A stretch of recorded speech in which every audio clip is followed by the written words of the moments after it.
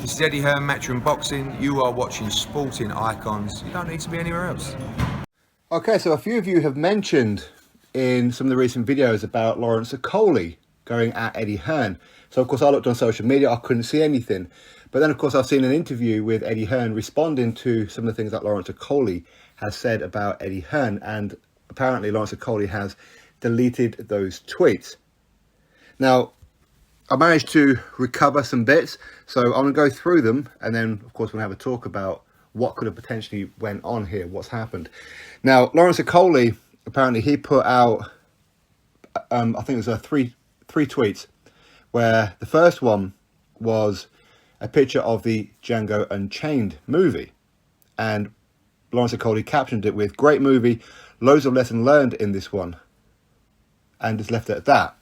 On the second tweet, Lawrence Okolie copied in Eddie Hearn and said, "To be honest, Eddie Hearn is a," and left it at that. Now, that could be looked at that he's referring Eddie Hearn to the movie Django Unchained.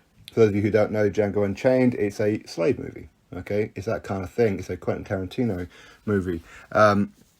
So he's insinuating in some ways, potentially at least, that Eddie Hearn is a plantation owner or is a slave owner, however it may be. But then of course he made a third tweet and said, "The problem is too often we let those in power dictate the narrative." Now, why has all this come about? Well, to my knowledge, what's happened here is that Sky Sports boxer Ben Shalom, I'm presuming, I don't know this for a fact, of course, have made Lawrence Okolie an offer to become the face of Sky Sports. Of course, Lawrence Okolie is a WBO Cruiserweight World Champion. Now, they've made this offer, but Lawrence Okolie is still under contract with Matchroom. Now, in Sky Sports' defense, again, if it was them, boxer, Ben Shalom, whoever it was, in their defense, Lawrence Okolie, I think it's about 2 weeks ago, if I remember rightly, he did some kind of interview where he did insinuate that he was in fact out of contract.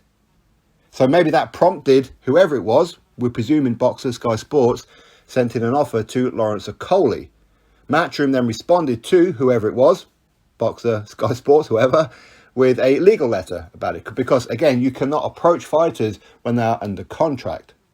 Now, again, lessons learned. If this was boxer and Ben Shalom, again, he's very new into this. So lessons learned. There's nothing wrong with sending a message saying, "Listen, I hear that you're out of contract. If you are out of contract, I'd like to talk. If you're not out of contract, hey, I'd like to talk when your contract's up." Okay? And that's pretty much about all you can really say and get away with. But it appears that a physical offer has gone through for a lot of money. Now, that said, Eddie Hearn, he did an interview a little while ago where he was talking about that, and he was saying how what Sky Sports want for Lawrence Okolie is to make him the face of their boxing platform. And he also followed up with, well, he isn't going to be the face of DAZN. And I think that's the moment that Lawrence Okolie bit. That's the moment, and I can understand that, because at the end of the day, it's like Eddie Hearn saying, "You're not much of an investment. You're never going to be a star in boxing." Now, whether that's true or whether it's not is kind of irrelevant. The fact is, he shouldn't have really said that. That was a kick below the belt. It was. But again, in Eddie Hearn's defense, so as far as Lawrence Okolie is concerned, going at Eddie Hearn, calling him a slave driver, or whatever it was that he was insinuating, you can only really put that down to frustration from Lawrence Okolie. But at the same time, Eddie Hearn, what he's done with Lawrence Okolie is remarkable. It is. And he's stuck by Lawrence Okolie when a lot of fans were going against Lawrence Okolie because of some of the earlier fights, like with Isaac Chamberlain and whatever else.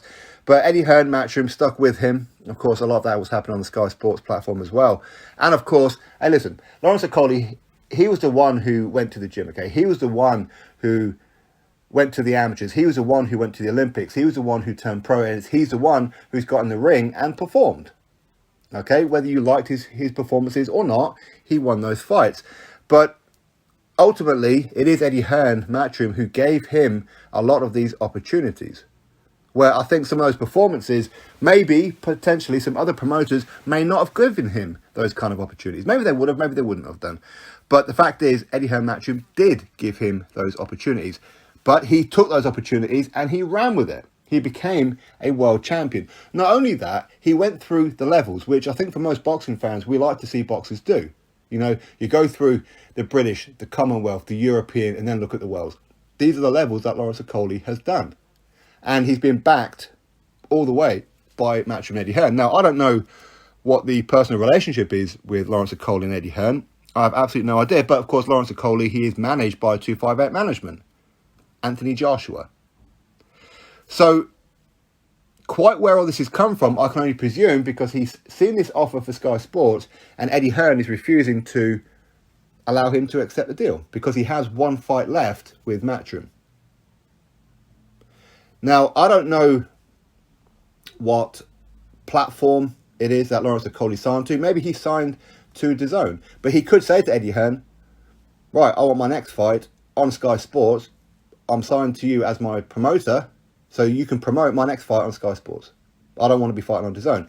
If he doesn't have a DAZN deal. But if he does, well, he's going to have to suck it up. Okay, because quite clearly Eddie Hearn isn't going to release him from his contract.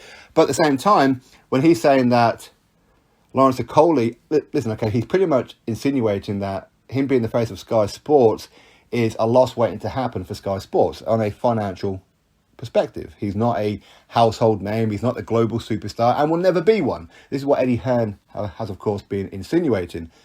That's obviously not really tickled the bumhole of Lawrence Okolie, has it? It's done the complete opposite. It's really pissed him off.